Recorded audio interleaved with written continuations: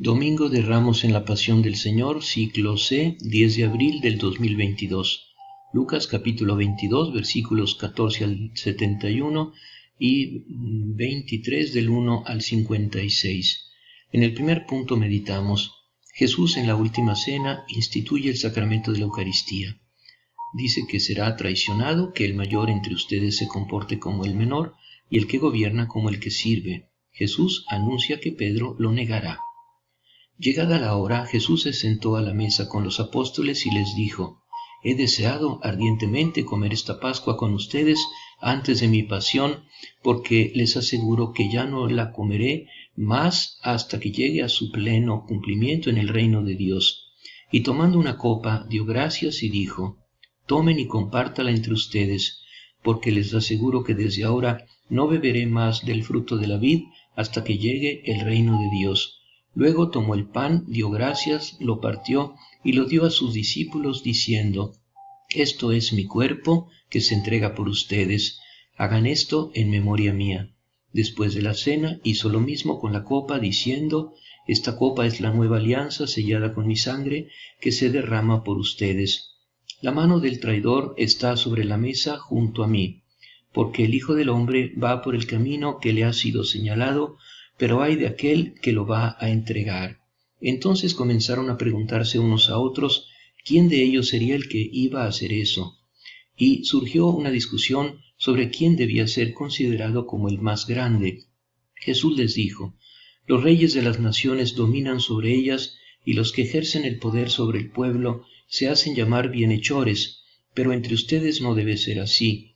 Al contrario, el que es más grande, que se comporte como el menor, y el que gobierna como un servidor. Porque ¿quién es más grande, el que está a la mesa o el que sirve? ¿No es acaso el que está a la mesa? Sin embargo, yo estoy entre ustedes como el que sirve. Ustedes son los que han permanecido siempre conmigo en medio de mis pruebas, pero por eso yo les confiero la realeza, como mi Padre me la confió a mí. Y en mi reino ustedes comerán y beberán en mi mesa, y se sentarán sobre tronos para juzgar a las 12 tribus de Israel. Simón, Simón, mira que Satanás ha pedido poder para zarandearlos como el trigo, pero yo he rogado por ti para que no te falte la fe, y tú, después de que hayas vuelto, confirma a tus hermanos. Señor, le dijo Pedro, estoy dispuesto a ir contigo a la cárcel y a la muerte. Pero Jesús replicó: Yo te aseguro, Pedro, que hoy, antes de que cante el gallo, habrás negado 3 veces que me conoces. Después les dijo: Cuando los envié sin bolsa, ni alforja, ni sandalia, ¿les faltó alguna cosa? Nada, respondieron. Él agregó: Pero ahora el que tenga una bolsa, que la lleve; el que tenga una alforja, que la lleve también; y el que no tenga espada, que venda su manto para comprar una. Porque les aseguro que debe cumplirse en mí esta palabra de la Escritura: Fue contado entre los malhechores. Ya llega a su fin todo lo que se refiere a mí. Señor, le dijeron, aquí hay 2 espadas. Él les respondió: Basta. Señor Jesús, gracias por el don de la Eucaristía, por tu presencia, tú como el alimento para nutrir nuestro amor, para hacerlo capaz de servir con humildad. Danos la gracia de la fidelidad a ti y a nuestros hermanos, especialmente en las pruebas más duras de la vida. En el segundo punto meditamos del huerto de los olivos a la sentencia de muerte de Jesús. Enseguida Jesús salió y fue, como de costumbre, al monte de los olivos, seguido de sus discípulos. Cuando llegaron les dijo: Oren para no caer en la tentación. Después se alejó de ellos, más o menos a la distancia de un tiro de piedra, y puesto de rodillas oraba: Padre, si quieres, aleja de mí este cáliz, pero que no se haga mi voluntad sino la tuya. Entonces se le apareció un ángel del cielo que lo reconfortaba. En medio de la angustia, él oraba más intensamente, y su sudor era como gotas de sangre que corrían hasta el suelo. Después de orar se levantó, fue hacia donde estaban sus discípulos y los encontró adormecidos por la tristeza. Jesús les dijo: ¿Por qué están durmiendo? Levántense y oren para no caer en la tentación. Todavía estaba hablando cuando llegó una multitud encabezada por el que se llamaba Judas, uno de los 12.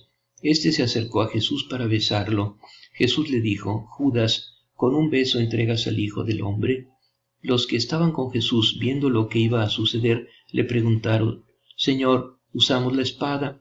Y uno de ellos hirió con su espada al servidor del sumo sacerdote, cortándole la oreja derecha. Pero Jesús dijo: Dejen, ya está, y tocándole la oreja lo curó. Después dijo a los sumos sacerdotes, a los jefes de la guardia del templo y a los ancianos que habían venido a arrestarlo: ¿Soy acaso un ladrón para que vengan con espadas y palos? Todos los días estaba con ustedes en el templo y no me arrestaron, pero esta es la hora de ustedes y el poder de las tinieblas. Después de arrestarlo, lo condujeron a la casa del sumo sacerdote. Pedro lo seguía de lejos. Entonces encendieron fuego en medio del patio, se sentaron alrededor de él, y Pedro se sentó entre ellos. Una sirvienta que lo vio junto al fuego lo miró fijamente y le dijo: Este también estaba con él. Pedro lo negó diciendo: Mujer, no lo conozco. Poco después otro lo vio y dijo: Tú también eres uno de ellos. Pero Pedro respondió: No, hombre, no lo soy. Alrededor de una hora más tarde, otro insistió diciendo: No hay duda de que este hombre estaba con él. Además, él también es Galileo. Hombre, dijo Pedro, no sé lo que me dices. En ese momento, cuando todavía estaba hablando, cantó el gallo. El Señor, dándose vuelta, miró a Pedro. Este recordó las palabras que el Señor le había dicho: Hoy, antes de que cante el gallo, me habrás negado 3 veces. Y saliendo afuera lloró amargamente. Los hombres que custodiaban a Jesús lo ultrajaban y lo golpeaban, y tapándole el rostro le decían: Profetiza, ¿quién te golpeó? Y proferían contra él toda clase de insultos. Cuando amaneció, se reunió el consejo de los ancianos del pueblo, junto con los sumos sacerdotes y los escribas. Llevaron a Jesús ante el tribunal y le dijeron: Dinos si eres el Mesías. Él les dijo: Si yo les respondo, ustedes no me creerán, y si los interrogo, no me responderán. Pero en adelante el Hijo del Hombre se sentará a la derecha de Dios Todopoderoso. Todos preguntaron: ¿Entonces eres el Hijo de Dios? Jesús respondió: Tienen razón, yo lo soy. Ellos dijeron: ¿Acaso necesitamos otro testimonio? Nosotros mismos lo hemos oído de su propia boca. Después se levantó toda la asamblea y lo llevaron ante Pilato, y comenzaron a acusarlo diciendo: Hemos encontrado a este hombre incitando a nuestro pueblo a la rebelión, impidiéndole pagar los impuestos al emperador y pretendiendo ser el rey Mesías. Pilato lo interrogó diciendo: ¿Eres tú el rey de los judíos? Tú lo dices, le respondió Jesús. Pilato dijo a los sumos sacerdotes y a la multitud: No encuentro en este hombre ningún motivo de condena. Pero ellos insistían: Subleva al pueblo con su enseñanza en toda la Judea. Comenzó en Galilea y ha llegado hasta aquí. Al oír esto, Pilato preguntó si ese hombre era Galileo, y habiéndose asegurado de que pertenecía a la jurisdicción de Herodes, se lo envió. En esos días también Herodes se encontraba en Jerusalén. Herodes se alegró mucho al ver a Jesús. Hacía tiempo que deseaba verlo, por lo que había oído decir de él, y esperaba que hiciera algún prodigio en su presencia. Le hizo muchas preguntas, pero Jesús no le respondió nada. Entretanto, los sumos sacerdotes y los escribas estaban allí y lo acusaban con vehemencia. Herodes y sus guardias, después de tratarlo con desprecio y ponerlo en ridículo, lo cubrieron con un magnífico manto y lo enviaron de nuevo a Pilato. Y ese mismo día Herodes y Pilato, que estaban enemistados, se hicieron amigos. Pilato convocó a los sumos sacerdotes, a los jefes y al pueblo, y les dijo: Ustedes me han traído a este hombre acusándolo de incitar al pueblo a la rebelión, pero yo lo interrogué delante de ustedes y no encontré ningún motivo de condena en los cargos que lo acusan. Ni tampoco Herodes, ya que él lo ha devuelto a este tribunal. Como ven, este hombre no ha hecho nada que merezca la muerte. Después de darle un escarmiento, lo dejaré en libertad. Pero la multitud comenzó a gritar: Que muera este hombre, suéltanos a Barrabás. A Barrabás lo habían encarcelado por una sedición que tuvo lugar en la ciudad y por homicidio. Pilato volvió a dirigirles la palabra con la intención de poner en libertad a Jesús, pero ellos seguían gritando: Crucifícalo, crucifícalo. Por tercera vez les dijo: ¿Qué mal ha hecho este hombre? No encuentro en él nada que merezca la muerte. Después de darle un escarmiento, lo dejaré en libertad. Pero ellos insistían a gritos, reclamando que fuera crucificado, y el griterío se hacía cada vez más violento.